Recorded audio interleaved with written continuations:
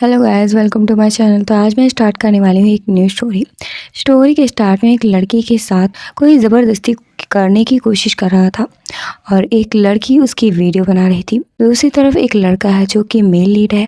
उसे किसी तरह की बीमारी है और उसे पैनिक अटैक हो रहा था। लड़की कमरे से बचकर भागी और उसके कमरे में घुस गई। उसे ड्रग किया गया था, इसलिए वो उस लड़के के साथ इंटीमेट हो गई। जब उसकी आँख खुली तो वो वहाँ से भाग गई, लेकिन उसकी कुछ फोटोज ले ली गई थी जो कि उसकी माँ तक पहुंच गई। उसकी माँ उससे सवाल जवाब करती इससे पहले उन्हें छत से किसी ने धक्का दे दिया। ये सब अचानक होता देख उसे कुछ समझ ही नहीं आया। उसकी फैमिली जब आई तो उसने भीख मांगी कि वो उसकी माँ को बचा ले, लेकिन सब उसे ही दोष देने लगे कि उसकी वजह से ही उसकी मॉम ने जान दे दी है। उसके डैड की एक मिस्ट्रेस भी थी और उनकी एक बेटी भी थी और ये सब उन्हीं का किया धरा था। जॉन के डैड ने उसके सामने शर्त रखी कि वो उसकी माँ को एक शर्त पर बचा लेंगे, वो कंट्री साइड पर जाकर रहे और वापस कभी ना आए। दूसरी तरफ लू चांग के पास उस लड़की का बस एक पेंडेंट रह गया था और उसे याद नहीं था कि वो कौन थी। वो ठीक हो गया था, इसलिए वो उस लड़की को ढूंढना चाहता था। इसके बाद जॉन तो कंट्री साइड पर चली गई, लेकिन ली चांग ने उसके घर पर रिश्ता भेजना शुरू कर दिया।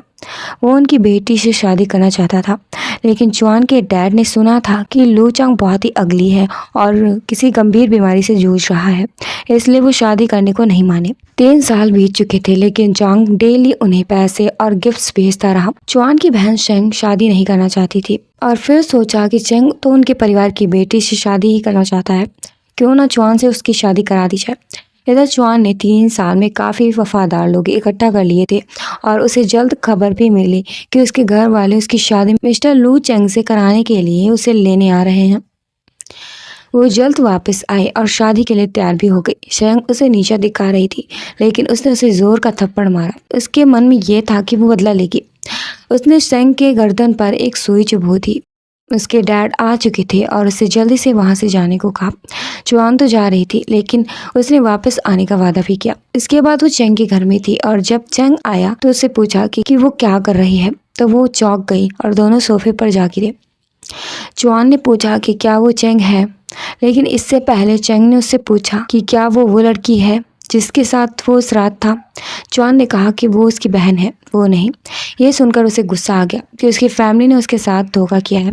जुआन ने याद दिलाया कि उसे तो बस अपनी बीमारी ठीक करने के लिए ही शादी करनी थी, जो कि वो कर सकती है। चंग ने पूछा कि क्या वो एक लवलेस मैरिड लाइफ जी पाएगी। उसने कहा बिल्कुल नहीं, वो बस उसकी हेल्प करेगी, बदले में उसे भी मदद चाहिए। वो अच्छे से उसकी बीमारी को पहचान सकती थी और चंग को गुस्सा आया कि वो उसे नेगोशिएट करने की कोशिश कर रही है। उसने कहा कि पहले उसे अपनी ड्यूटी निभानी होगी और उसके साथ ज़बरदस्ती करने की कोशिश करने लगा। जुआन नाटक करने लगी कि वो उसे एंटरटेन करना चाहती है, लेकिन मन ही मन वो सोच रही थी कि वो उसे खुद रोक दे। उसने सुना था कि वो लड़कियों में ज़्यादा दिलचस्पी नहीं लेता। उसने सोचा कि वो अब तक उसे धक्का क्यों नहीं दे रहा। उसने उल्टा किया, वो उसके साथ कुछ करता इससे पहले उसे दर्द होने लगा। तभी उसकी पूरी फैमिली वहां आ गई। चेंग की माँ सौतेली थी, जो जानती थी कि शेंग की जगह पर किसी और की शादी करा दी गई है। मेड उसे एक्सपोज करना चाहती, लेकिन वो नहीं। उसने चेंग की ड्रिंक में कुछ मिलाने के लिए कहा। जब वो बीमार होगा तब वो उस पर इल्ज़ाम लगाने वाली थी। अब भी वैसा ही हुआ। उसने कहा कि उसकी शादी गलत ब्राइड से हो गई है, इस वजह से वो बीमार हुआ है। उन्होंने सारा इल्ज़ाम जुआन पर ही डाल दिया। जुआन ने कहा कि वो उसे ठीक कर सकती है क्योंकि वो डॉक्टर है। उसने एक फेमस डॉक्टर का नाम लिया। चेंग की मॉम को उस पर यकीन नहीं हुआ। उसे लगा कि वो बहुत फेमस डॉक्टर है तो वो शायद 70 साल की होगी। कोई उस पर यकीन नहीं कर रहा था और उसे बाहर निकालने के लिए गार्ड्स भी आ गए थे।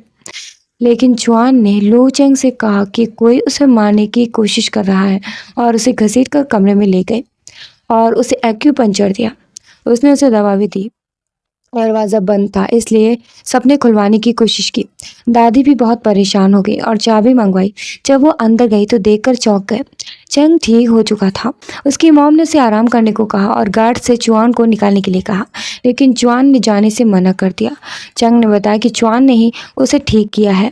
फिर भी उसकी मॉम उसे एक्सेप्ट करने को तैयार नहीं हुई, लेकिन दादी के हिसाब से वो उनके पोते की सेवियर थी। उनके हिसाब से वो उनके लिए लकी स्टार थी, इसलिए वो उसे रोकने वाली थी।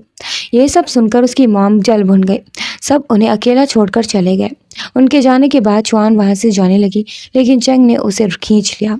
और कहा कि वो इतनी आसानी से वहां से नहीं जा सकते। चंग ने उसे चुटकी काट ली और चुआन को गुस्सा आ गया और उसने उसे जोर से चुटकी काटी।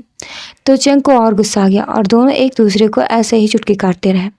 बाहर सब खड़े सुन रहे थे और वो खुश थे कि वो जल्द ही ग्रैंड चाइल्ड देखेंगे। इधर चंग के गाल लाल हो चुके थे। जब चुआन ने नोटिस किया तो वो सो गया। इसके बाद दोनों एक दूसरे से चादर के लिए खींचातानी करने लगे। चुआन को अपनी बहन शेंग की याद आई। उसने उसे जो सुई चुभोई थी, शायद उसके साथ कुछ बुरा होने वाला था। खैर, दोनों सोते सोते एक दूसरे के करीब भी आ गए। दूसरी तरफ शेंग अपनी फ्रेंड के साथ बातें कर रही थी कि चुआन के साथ बुरा हुआ, लेकिन अचानक उसे खुजली होने लगी और वो अपने कपड़े तक उतारने लगी। वहां मौजूद लोग उसकी वीडियो बनाने लगे। अगले दिन जब चुआन बाहर आई तो दादी ने उसे अपने साथ बिठाया, लेकिन चेंग की मॉम अभी भी मुंह बनाए हुई थी और ताने मारने लगी कि शादी के पहले दिन ही वो इतनी देर में सोकर उठी है, वो तो गंवार है। चुआन ने उन्हें जोर का जवाब दिया कि उसे भी गंदगी की स्मेल आ रही है। ये सुनकर उसकी मॉम को गुस्सा आ गया। चुआन ने कह दिया कि उसके जैसी घर तोड़ने वाली ने आखिर उसके घर में शादी कैसे कर ली। ये सुनकर उन्हें और भी गुस्सा आ गया। दादी ने चुआन की ही साइड ली और पूछा कि उसे लेट क्यों हुआ, क्या वो बीमार है। इस पर उसने कहा कि चेंग ने उसे कल रात बहुत मुश्किल कर दी। वो जोर जोर से बताने लगी कि उसने उसे जोर से पकड़ा और उठाकर बेड पर पटक दिया। उसने उसे हर्ट भी किया हर जगह पर। नौकर उसे सुनकर चौंक गए कि वो ये सब बातें जोर जोर से क्यों कह रही है और उसे रोका कि ये सब बातें वो प्राइवेट ही रखे। लेकिन उसे तो समझ ही नहीं आया कि क्या कहा जा रहा है। दादी ने उसे आज फिर वही करने को कहा, लेकिन उसका तो मुंह बन गया। खैर, वो उसके लिए गिफ्ट लाने वाली थी। चुआन बहुत एक्साइटेड थी कि क्या गिफ्ट होगा। दादी ने उसे कुछ प्रॉपर्टीज दी, कुछ ज्वेलरी और उसे फर्स्ट मीटिंग के लिए ये सब मिला था। साथ में उसे एक ब्लैक कार्ड भी दिया गया पॉकेट मनी के तौर पर। उसने कहा भी कि उसे नहीं चाहिए, लेकिन चेंग ने उसे लेने को कहा। तभी उसकी मॉम ने अपने बेटे को बुलाया।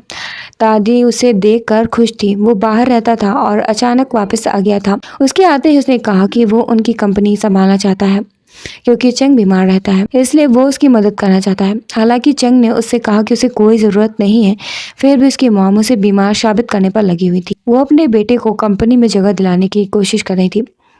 उसके भाई ने भी कहा कि वो उससे ज़्यादा हेल्दी है, लेकिन चुआन बीच में आई और हंसने लगी। उसने कहा कि वो बीमार होने वाला है, तो उसकी मॉम को फिर से गुस्सा आ गया और प्रूव करने को कहा, इसलिए उन्होंने उसे मौका भी दिया। और जब चुआन उसके करीब गई तो उसने उसे सुई चुभो दी।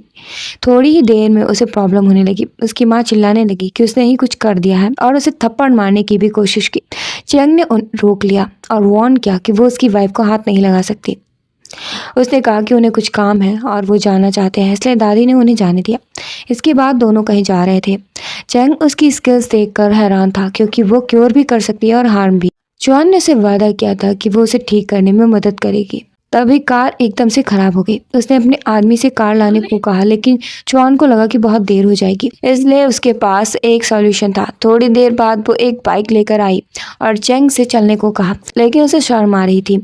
उसने साफ मना कर दिया, लेकिन जब चुआन ने उसे वार्न किया कि कहीं वो बीमार हुआ तो वो कोई हेल्प करने के लिए भी नहीं है, तो वो उसके पीछे बैठ गया। इधर शेंग और उसकी माँ को दिखाया गया। शेंग को शक था कि उसके साथ खुजली वाला प्रैंक चुआन ने ही किया था। उसकी माँ को नहीं लगता कि वो ऐसा कर भी सकते हैं, लेकिन अपनी बेटी को मनाने के लिए वो उसे सबक सिखाने के लिए तैयार हो गई। तभी दोनों ने चुआन को बाइक पर चेंग के साथ देखा और उन्हें लगा कि वो शादी के बाद किसी और आदमी के साथ घूम रही है जो कि इतना गरीब है। चेंग को एक कॉल आ गया था और वो बाहर चला गया। जब चुआन अंदर शॉपिंग के लिए गई तो काम करने वाली लड़की उसे गरीब समझकर नीचा दिखाने लगी। तभी उसकी बहन और मॉम भी वहां आ गई और उसे नीचा दिखाने लगी कि उसके पास वहां शॉपिंग करने के लिए पैसे भी नहीं है। उसके ससुराल में तो उसके कुत्ते जितनी भी औकात नहीं है। चुआन ने साफ कहा कि ये उसका मैटर है, तो वो चिंता ना करे। चेंग झल्ला गई और कहा कि खुजली वाला कांड उसकी वजह से ही हुआ है, लेकिन उसके पास कोई सबूत नहीं था। तो चुआन ने उसका मुंह बंद कर दिया। चेंग और उसकी मॉम ने कीपर से उन्हें बाहर निकालने के लिए कहा, क्योंकि उनके हिसाब से वो कुछ भी खरीदने की औकात नहीं रखती थी। जब चुआन ने कहा कि वो पूरा शॉप खरीद सकती है तो उन्हें हंसी आ गई। उसकी मॉम ने कहा कि अगर वो एक चीज़ भी खरीद पाई तो वो घुटनों पर आकर कुत्ते की तरह भौंकेगी। और फिर क्या, चुआन ने अपना ब्लैक कार्ड निकाला और सारा रैक पैक करने को कहा। वो कार्ड देखते ही कीपर सक पका गई और माफ़ी मांगने लगी। वो तुरंत पैकिंग करने के लिए गई और शेंग अपनी मॉम से पूछने लगी कि उसके पास वो कार्ड क्यों है। उसकी मॉम को लगा कि उसने वो कार्ड चुराया होगा। चुआन ने याद दिलाया कि उन्होंने घुटनों पर आकर भौंकने के लिए कहा था। जब वो नहीं मानी तो चुआन ने उन्हें भी सुई चुभो दी और गिरा दिया। चेंग ने उसे धमकी दी और वो फोटोज दिखा दी जिसमें वो चेंग के साथ थी और वो चेंग को ही भेजने की धमकी दे रही थी कि वो किसी और आदमी के साथ घूम रही है। अगर उसने वो फोटोज चेंग को भेजी तो वो क्या करेगा। चुआन तो जानती ही थी, इसलिए उसे हंसी आ गई। उसने कहा कि उसे कोई फर्क नहीं पड़ता। उसकी माँ ने वो फोटोज चेंग को भेजने के लिए कहा और यहीं पर इस पार्ट को खत्म करते हैं। Thanks for watching guys, please like share comment and subscribe. तो मिलते हैं नेक्स्ट पार्ट में।